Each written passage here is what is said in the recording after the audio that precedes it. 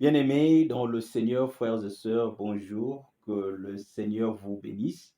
En tout cas, merci beaucoup de votre temps ainsi que de l'attention que vous allez accorder à notre partage d'aujourd'hui. J'aimerais vous inviter à la lecture de la parole dans le livre d'Ésaïe, le chapitre 30, et nous allons lire le verset 8 jusqu'au verset 10. La Bible dit: Va maintenant, écris ces choses devant eux sur une table et grave-les dans un livre afin qu'elles subsistent dans les temps à venir, éternellement et à perpétuité.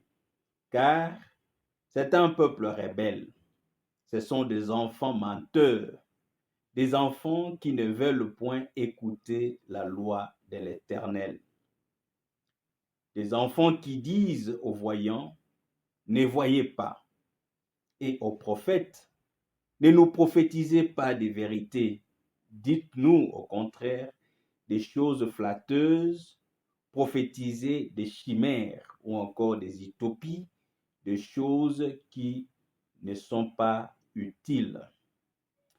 Bien-aimés dans le Seigneur, ici nous voyons Dieu dire à son serviteur, le prophète, d'écrire un certain nombre de choses à l'attention de son peuple. Mais qui est le peuple de Dieu aujourd'hui?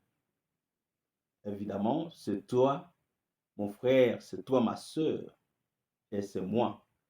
Nous qui sommes sauvés par la grâce de Dieu au moyen de notre foi en Jésus-Christ, nous sommes appelés chrétiens, par conséquent, enfants de Dieu, peuple de Dieu. Et quand Dieu parle à Ésaïe, lui recommandant d'écrire ces choses, il lui dit: c'est pour même les générations futures. Donc, ce que Ésaïe avait écrit, selon la recommandation de Dieu, nous concerne aussi, nous, aujourd'hui, nous qui sommes appelés des enfants de Dieu. Mais pourquoi Dieu recommande-t-il à Ésaïe d'écrire? Tout simplement parce que Dieu a commencé par observer son peuple, ses enfants en lui. Comment est-ce que son peuple s'est comporté? Comment est-ce que son peuple faisait des choses? Et Dieu s'était rendu compte que ceux qui étaient appelés par son nom, c'est-à-dire son peuple, étaient un peuple rebelle. C'étaient des enfants menteurs, des enfants qui ne voulaient pas de la loi de leur Dieu. Toi et moi, mon frère et ma sœur, nous sommes toujours préoccupés à beaucoup d'activités de l'Église. En effet, nous y allons régulièrement, chaque semaine. Nous ne manquons pas aux différentes réunions de l'Église et nous faisons beaucoup d'activités. Nous chantons pour Dieu, nous dansons, nous crions, nous prophétisons, nous parlons en langue, nous prétendons pour certains faire des miracles et beaucoup d'autres choses que vous connaissez. Mais Dieu n'est pas impressionné par toutes ces choses. Dieu n'est pas impressionné par nos activités. Dieu regarde la manière dont nous nous comportons, la manière dont nous vivons sur la terre, la manière dont nous faisons des choses, la manière dont nous parlons. Et Dieu, malheureusement, se rend compte que nous sommes des menteurs. Les mensonges, ce n'est pas seulement quand on prononce certains mots, mais les mensonges aussi, c'est quand on prétend être ce qu'on n'est pas au juste. L'hypocrisie, c'est du mensonge pur et simple. Donc Dieu, quand Dieu nous regarde, quand Dieu nous observe, Dieu se rend compte que nous sommes des menteurs, nous sommes des hypocrites. Malgré nos activités à l'Église, malgré nos engagements dans différentes équipes ou dans différents départements de l'Église, Dieu, quand il nous regarde, il trouve que nous sommes des rebelles, tout simplement parce que nous ne nous conduisons pas selon sa loi. Et c'est ce qui est très important, frères et sœurs, aujourd'hui. C'est bien d'aller à l'église, c'est bien de donner ses offrandes, c'est bien de chanter pour Dieu. Mais tout cela n'impressionne nullement notre Dieu. Dieu veut que nous qui sommes appelés par son nom, nous qui sommes appelés ses enfants, nous puissions nous conduire d'une certaine manière. Mais il y a quelque chose de très important où j'aimerais m'attarder plus. C'est au verset 10 quand Dieu maintenant dit que ses enfants, ils disent aux voyants, ils disent aux prophètes, ne voyez plus rien, ne nous prophétisez pas des vérités. Or, qui prophétisait la vérité? Eh bien, frères et sœurs, les prophètes qui prophétisaient la vérité, c'était des vrais prophètes que Dieu avait établis. Et quand nous examinons les Écritures, nous allons nous rendre compte que les vrais prophètes qui étaient réellement établis par Dieu n'avaient qu'un seul message. Et le message était de dire aux enfants de Dieu, vous vous conduisez mal, revenez à votre Dieu. Dieu, en effet, avait fait un certain nombre de promesses aux enfants de Dieu. Comme toi et moi, dans la Bible, dans les Saintes Écritures, nous avons beaucoup de promesses faites par Dieu pour nous. Et Dieu est fidèle à ses promesses. Pour que tu puisses jouir de tout ce que Dieu a promis, tu n'as pas besoin qu'un pasteur puisse t'imposer les mains ou qu'un pasteur puisse te dire quoi que ce soit. Les promesses de Dieu dans les Saintes Écritures sont oui et amen. Dieu est fidèle.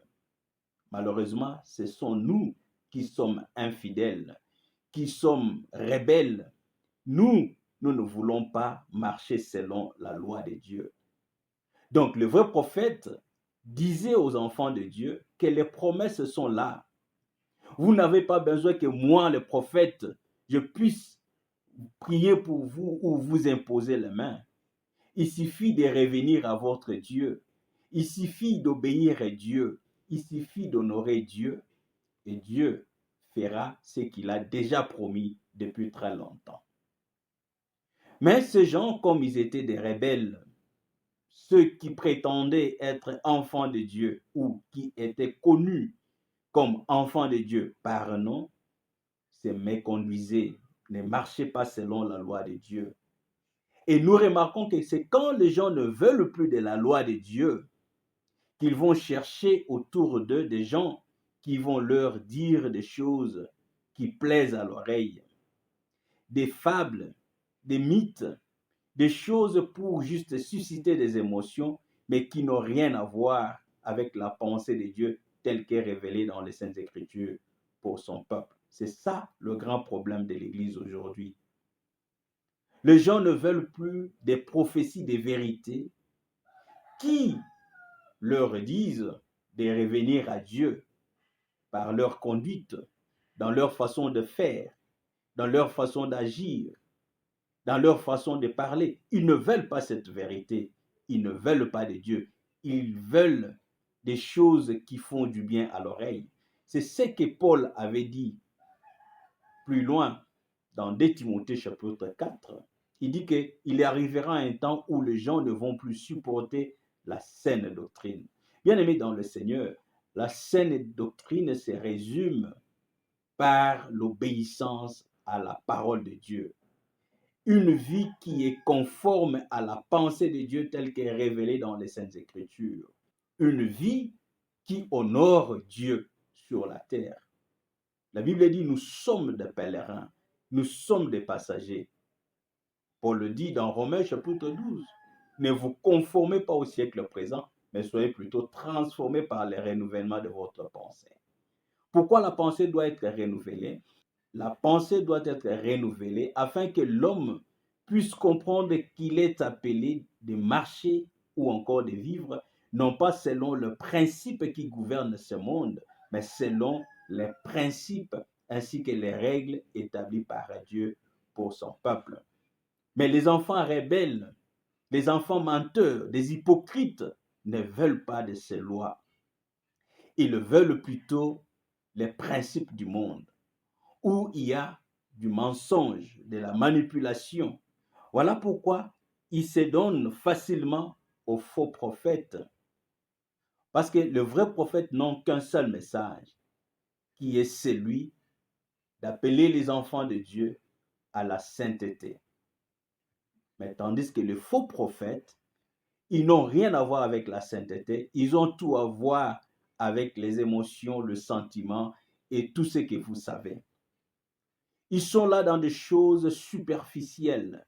Ils sont là promettant de grands miracles, promettant une vie aisée sur la terre, alors que nous avons la garantie, selon les Saintes Écritures, que Dieu qui est notre Père qui habite le ciel, il nous a dit, si nous donnons comme priorité le royaume des cieux ainsi que la justice, le reste nous sera donné par Dieu. La justice implique l'obéissance. Or, pour obéir, on doit obéir à quelque chose, à une loi préétablie. Bien-aimés dans le Seigneur, le monde passera. Les plaisirs du monde passeront. Tout ce que nous voyons dans ce monde vont passer. Mais un jour, nous allons nous tenir devant Dieu pour rendre compte de la manière dont nous aurions vécu notre vie sur la terre. Est-ce que nous avons vécu sur cette terre pour nous faire plaisir à nous-mêmes ou encore peut-être à nos frères, nos sœurs, nos amis, nos collègues? C'est ça la grande question. Il arrivera un temps où Dieu va mettre fin à toute chose et il va rémunérer chacun selon ce qu'il aura fait. Voilà pourquoi nous prêchons pour que vous preniez conscience. Quand vous allez à l'église, ne cédez pas aux émotions, aux sentiments. N'allez pas vers les pasteurs qui disent ou encore des prophètes qui prophétisent les mensonges comme les enfants de Dieu ici eux-mêmes. Demandez aux prophètes de prophétiser des choses flatteuses. Voyez? Des choses qui font du bien à l'oreille. Ils demandaient ça eux-mêmes. Quelqu'un dirait peut-être, mais nous ne demandons pas aux prophètes de nous prophétiser des mensonges ou des paroles flatteuses. Eh bien, frères et sœurs, je vais vous dire une chose. Demandez aux prophètes des choses qui plaisent à l'oreille, des paroles flatteuses. Il ne suffit pas seulement d'ouvrir sa bouche et les dire verbalement, mais l'attitude que nous prenons, notre comportement vis-à-vis des menteurs prophètes, notre comportement vis-à-vis des faux prédicateurs donne un signal fort si nous voulons de ce qu'ils font ou nous refusons. Ça nous étonne grandement, frères et sœurs, de voir qu'il y a des pasteurs, entre guillemets, bien sûr, qui disent le mensonge aux enfants de Dieu, qui tordent les saintes écritures, qui prophétisent les mensonges, qui vivent dans l'adultère et ils sont connus comme tels. Mais malheureusement, vous allez trouver que dans leurs églises, il y a toujours beaucoup de chrétiens qui y vont, beaucoup de fidèles qui y vont. Mais pourquoi? Mais ces fidèles ne disent pas à ces prophètes de prophétiser les mensonges ou encore de vivre dans l'adultère, du moins de manière verbale. Mais leur attitude, parce qu'ils sont à l'aise avec ces mensonges, ils sont à l'aise avec la vie de leur pasteur ou leur prophète, leur vie d'infidélité au mariage, d'adultère, de l'impudicité, parce qu'ils sont à l'aise avec ça, parce qu'ils continuent à aller dans leurs églises, ça permet à ce que ces gens puissent continuer dans leur vie. Parce qu'il n'y a pas de sanctions. Les gens aiment ça. Ils préfèrent des gens qui leur disent des choses qui font du bien à l'oreille, des choses qui plaisent et non la vérité. Et Dieu avait constaté ça du temps d'Ésaïe. Et il dit, écris ces choses. grave-les dans un livre pour que ça subsiste, même pour les jours à venir, pour les générations futures, éternellement et à perpétuité. Les choses que Dieu avait recommandées à Isaïe d'écrire nous concernent parce que Dieu a compris que nous sommes des rebelles. Parce que Dieu a compris que nous sommes des menteurs, nous sommes des hypocrites. Malgré nos chansons, malgré nos cantiques, malgré nos danses, malgré nos prophéties, nos parler en langue, Dieu voit que nous sommes des enfants menteurs, nous sommes des hypocrites, nous sommes des rebelles et nous ne voulons pas de sa loi. La loi de Dieu, elle est simple. C'est comme tout père sur la terre voudrait assez que ses enfants puissent l'honorer par leur comportement. C'est ça, c'est simple. Honore ton père et ta mère afin que tu vives une vie de honneur et une vie longue sur la terre. Si en obéissant nos parents terrestres, nous bénéficions d'une vie de bonheur ainsi qu'une vie longue, à combien plus forte raison si nous apprenons à obéir à notre Père céleste, lui le Père des esprits, lui qui a tout entre sa main, lui qui sait tout, qui connaît tout, qui peut tout. Bien-aimés dans le Seigneur, la parole d'aujourd'hui est une invitation à la prise de conscience. Les choses du monde passeront, les plaisirs du monde passeront. Dieu veut que nous puissions quitter notre rébellion.